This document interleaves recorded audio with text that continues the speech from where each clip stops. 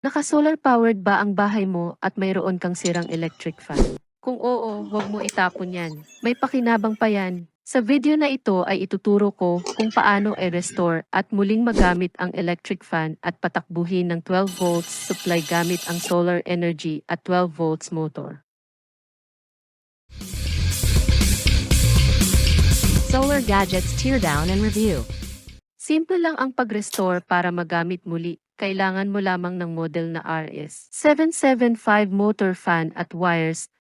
Ang DIY na motor na ito ay may eksaktong sukat bilang replacement para ma-convert ang 220 volts to DC 12 volts.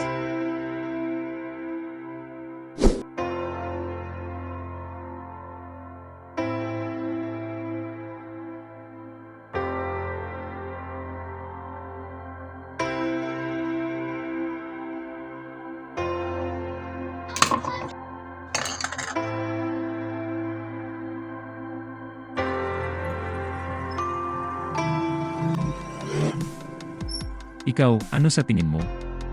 Sulit ba ang presyo? Mag-iwan ng komento sa ibaba at ipaalam sa akin, i-review kong gadget na ito. At pakipindot na rin ang like button kung nakatulong ang video na ito.